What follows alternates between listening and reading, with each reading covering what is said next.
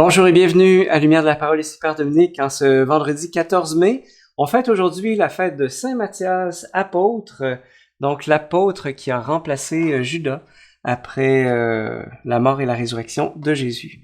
On se met à l'écoute des actes des apôtres. En ce jour-là, Pierre se leva au milieu des frères, qui étaient réunis au nombre d'environ 120 personnes, et déclara: « Frères, il fallait que l'Écriture s'accomplisse.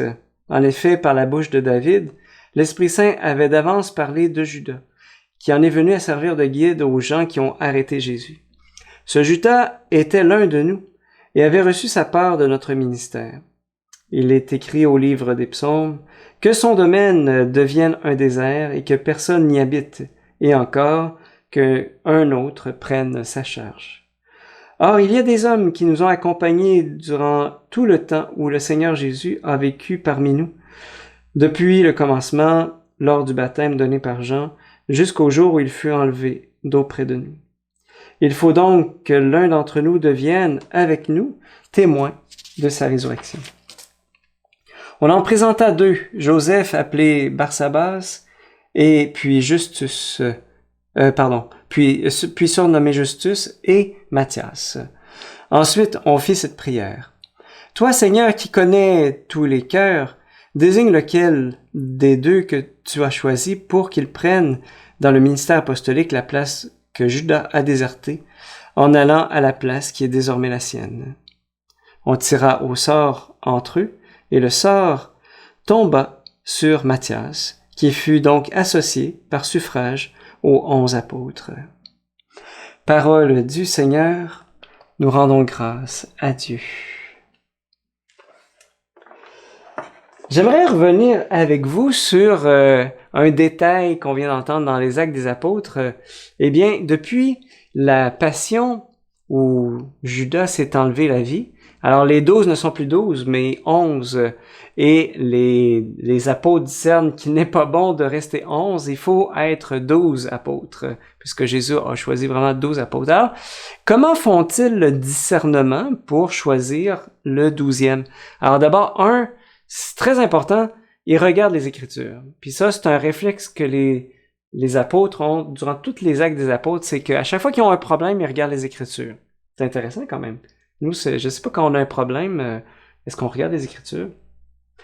Alors, ils regardent les Écritures, ensuite, ils choisissent des hommes qui sont avec eux depuis le début, depuis le baptême donné par Jean-Baptiste jusqu'à l'Ascension.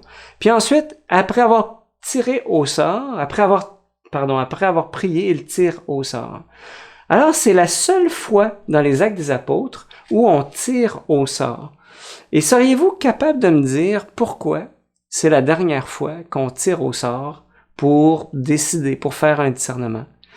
Parce qu'on n'utilise plus le tirage au sort dans le reste des Actes des Apôtres.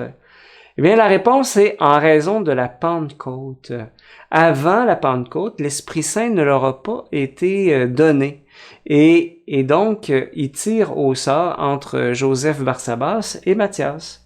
Mais après, avec la descente de l'Esprit Saint sur eux, ils n'ont plus besoin de faire cela, car ils sont inspirés de l'intérieur par l'Esprit Saint pour connaître la volonté de Dieu. Un exemple de ça, c'est qu'au chapitre 15 des Actes des Apôtres, à un moment donné, c'est Pierre qui dit, dans une lettre adressée aux païens, « L'Esprit Saint et nous avons décidé de ne pas faire peser sur vous d'autres obligations que celle-ci. » Donc, l'Esprit Saint et nous avons décidé. Alors, la question de l'entrée des païens dans l'Église n'est pas une question de vote ou bien de pige au sort, mais une question de discernement. De la même manière, nous aussi, on a reçu l'Esprit Saint qui nous conduit, et c'est grâce à ça que, au fond, les chrétiens évitent tout ce qui s'appelle tirage de cartes, jeu de hasard, astrologie, évocation des esprits, etc. Parce que, au fond, par l'Esprit Saint, c'est l'Esprit Saint qui vient attester à notre âme qu'on est fils et filles de Dieu, qu'on est conduit de l'intérieur dans la confiance par Dieu qui est notre Père. Et c'est reconnaître que nous sommes portés par l'Esprit Saint dans tous les événements de notre vie, même les plus déroutants. Et c'est ce qui me porte à poser la question, au fond, où est-ce que j'en suis dans ma relation avec l'Esprit Saint? Est-ce que j'aime ça me laisser conduire? Est-ce que je suis anxieux, anxieuse par rapport à l'avenir? C'est vrai que on peut avoir raison souvent, tu sais, ce que les malheurs qui peuvent arriver, etc. Puis c'est des fois pour conforter une peur qui est bien légitime, que on prend des chemins qui nous amènent au fond loin de Dieu, tu sais, pour pouvoir connaître l'avenir. Est-ce que j'ai confiance en Dieu comme à un père? Est-ce que je me sens conduit par l'Esprit Saint? C'est bientôt la Pentecôte et la liturgie des prochains jours, au fond, va nous parler de plus en plus du rôle de l'Esprit Saint dans nos vies. Alors, je vous invite vraiment à garder une oreille attentive à ça, parce que nous aussi, comme fils et filles de Dieu, nous sommes conduits par l'Esprit Saint. Et l'Esprit Saint, il parle toujours par la paix au fond du cœur.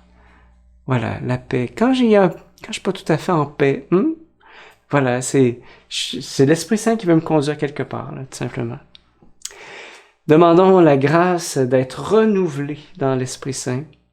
Voilà. Et je demande vraiment à Jésus de venir vous bénir au nom du Père, du Fils et du Saint-Esprit. Amen.